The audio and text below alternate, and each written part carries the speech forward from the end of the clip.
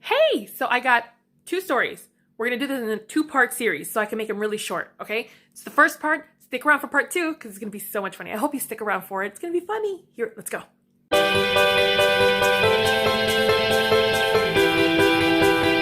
Anyways, my husband bought it for me. It's awesome. I love him. You also know why I love him? Because he did an oil change and everything for my car, and it's awesome. So, love you. Anyways, enough of him. Now, back to what I was going to say. Two things. One, so I don't know if it's the quarantine or the other day I was at Walmart and I was by myself and I did just quick shopping. Ended up with a lot of stuff in my cart. So I had a cart and I'm looking for my car and I couldn't find my car. But anyways, there's a guy in front of me who happens to be a lighter skin than mine. And he was in front of me and he had like two bags or something, but he's walking with his two bags and I didn't really care for the guy. You know, I was looking for my car and I'm going down this one aisle and I'm looking like row and I'm looking and I'm like, that kind of looks like my car. And my car just so happens to be like his car, one, two, my car. What I thought was my car. Okay. So yeah, I'm looking for my car and I'm looking, I go, oh, that kind of looks like my car. So of course you do the thing where you're getting your keys and you're unlocking and you're locking your door, locking and locking it, you know, and it wasn't blinking. I'm thinking like, am I not pushing it right? So I thought, oh, I'll open up my trunk. And so I start pushing the button to open the trunk out. Now, as I'm walking, mind you, I think I'm walking like this. And then I'm grabbing my, my key fob thing and I'm doing this to it. At this time, I have to tell you, I live right by a railroad track. So like there'll be freight trains or Amtrak trains going by.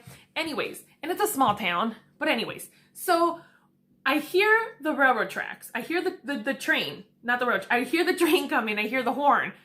At that precise time, the gentleman apparently like looks back. I don't get it. Like he just kind of like, he's walking and he looks back. He sees me, grabs his bags and just like does like this weird run to his car, opens up his side doors, throws his groceries in, jumps in the front seat, closes it. Now I'm going with my cart. And I'm like, I want to say I'm about 10 feet behind him. And as I approach to his car, he just took off with his back door, like hasn't even finished closing yet. Took off and he just goes that, and it goes around, it cuts through. And I'm like, what was that? So of course, me being me and always in my head, I start to think at the same time I go, that's not my car. There's my car with the trunk opening automatically to no one. So, I'm going to my car, and as I'm going to my car, I start talking to myself, and I start saying, I go, what was that about? Is he gonna go and catch the train? Why would he get groceries? Oh, maybe if the train that's going by, because I can't see it yet, I'm thinking maybe if that train that's going by is Amtrak, maybe he's picking up someone. So maybe that's it. And I go, wait a minute. It doesn't stop it doesn't stop for like many other towns over. So I'm thinking like, why were you running? Like, well, maybe you didn't want to get caught, by the gates, like, is it that bad of a stop? But I'm like, but if it's not stopping, Amtrak just goes by, like they fly by. So it's going to open.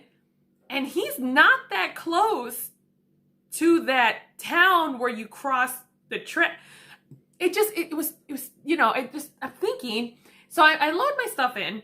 And as I'm loading all my stuff in, I'm loading the last thing in. I go, but if he's not going for Amtrak and he ran because he saw me, why would you run? Like, I don't understand. I have to say, I have been blessed. I have been racially profiled, not by my race. I have been always profiled, and I've always been judged, not by my race. I have been judged by I'm not woman enough, or I'm not girly enough, or that I'm a little too girly, or I've been judged that I'm too much of a boy, and I'm too tough, I've been accused. So, in a way, I've also been accused of not being Hispanic. enough. You know, like, you're Hispanic, but you don't know Spanish? Or I didn't know that to be called Mexican, I was supposed to know how to read and write in Spanish. You know, it's like everyone has a different upbringing, you know?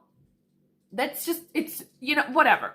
So, but I have to say, when it comes to the typical racial profiling, it has happened to me, but it has never been to this extent of you see me, you judge me, and you run. You know, you can't, what I'm saying? So, in a way, I'm so hard at trying to justify what this guy did. And I'm like, and I kind of want to take it upon myself at this moment. If you know someone like that, or if you're like, that could possibly be my father-in-law, or that could possibly be my, you know, dad, or my uncle, or that was probably my brother. So I kind of want to say, if you do know this kind of person, I want to apologize, but not for Hispanics and not for Mexicans. And you know, I'm not going to apologize for them, because, you know, I would never take it upon myself to ask you to apologize because you're white, or you're American, or because you're black. You know, I would apologize for all the brunettes out there, all the dark-haired women that kind of get, you know, spook men, I guess. Men, I'm sorry that we scare you. Anyways, on to my next topic.